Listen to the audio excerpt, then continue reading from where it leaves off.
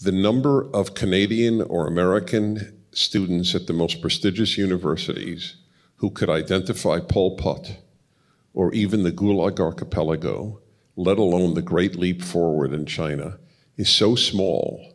The knowledge of evil, it is now up to over a quarter of kids never heard of Auschwitz. It'll be a half very soon. It will be 3/4 in a generation. They don't know evil. At Berkeley, I had a dialogue with 2 leftist students. My last question to them was, do you believe people are basically good? And they said yes. And I said, it's so demonstrably wrong, that belief, that there's only one possible explanation for why you hold it, because you live in such a good country. Yeah, well, that's the goodness of naivety, right? And it's something that's encouraged. You know, you encourage that by producing safe spaces around people. You produce that by sheltering them.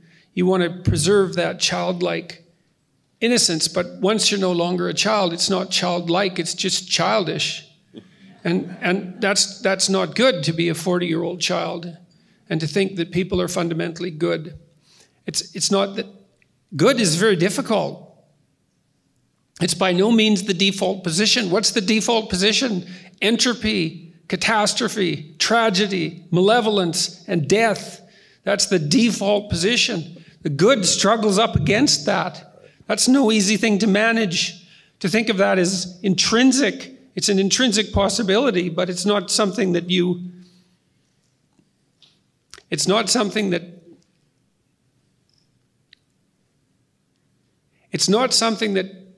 can manifest without faith and commitment. And the more faith and the more commitment, the better. And the deeper, the better. And it's the most difficult of things to do.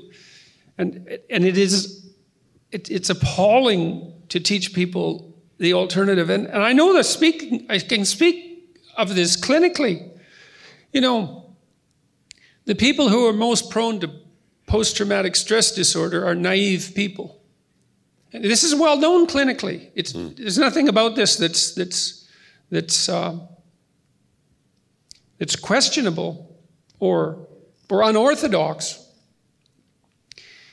If you believe that people are basically good and that the world rewards goodness with good in return, if that's your fundamental belief, that there's not really any such thing as evil, and you encounter someone malevolent, which could be yourself, well, that's often what happens to people who develop post-traumatic stress disorder. You know, it's very common that people develop PTSD because they've done something so incomprehensibly morally repugnant that it's damaged them psychophysiologically and they cannot recover.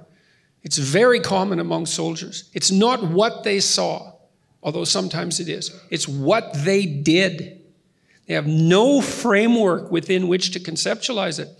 If you have no theory of evil, if you have no theory of good and evil, if you have no metaphysics, and someone malevolent touches you, you're done. And so telling people that human beings are basically good and that evil doesn't exist makes them ripe fruit for the picking by the malevolent. And there's nothing about that that's positive. It's mere cowardice masquerading as virtue. It's the devouring mother from the Freudian perspective. I'll keep you innocent. I'll keep you young and naive, and nothing will ever come to harm you. It's like precisely the opposite is the case in life.